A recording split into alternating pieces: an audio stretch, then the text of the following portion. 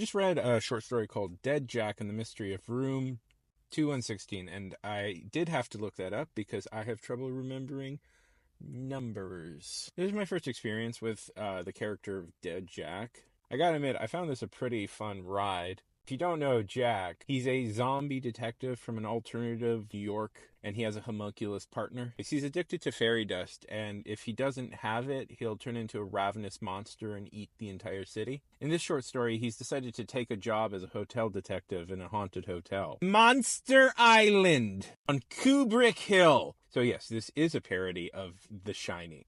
Jack has decided to forego fairy dust because he's pretty sure he can handle not having fairy dust. And he's mostly certain he won't kill everybody if he doesn't have it. He meets the owner of the hotel, a Mr. Grimley, who tells him that the reason that they're hiring a hotel detective for the off-season is because ghosts like to play tricks and capers.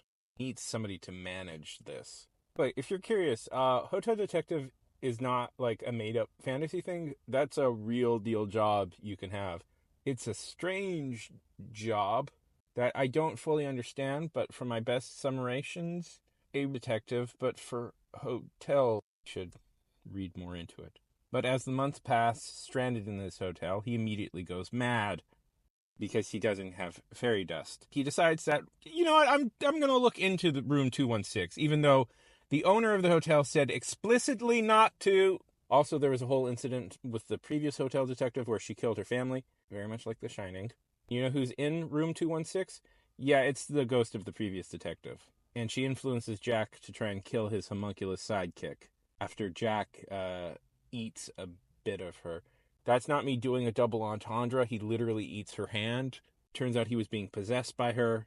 So him and his homunculus friend then burn her body up. All the ghosts disappear, which is horrifying to Mr. Grimley because it's a haunted hotel and he wanted the ghosts to stick around. That's what the people pay for, is the hauntedness. I ended up really liking this story. I didn't know what to expect going into it. I found it from Weird Tales collection of occult detective stories that they put out. This is one of the first that they did, and you know what? It's really darn funny. It has a brutally bleak sense of humor that really appeals to my inner edgy teen. See, it has a dark comedy. I must be clear, it is a very, very dark comedy, so it's not appropriate for everybody. Puts me in mind of something like The Goon or Hellboy. Strange Lovecraftian comedies are up your alley. I think this is something you gotta read. I think I'll get around to reading more of these at some point. And there's so many things I haven't read yet that I want to.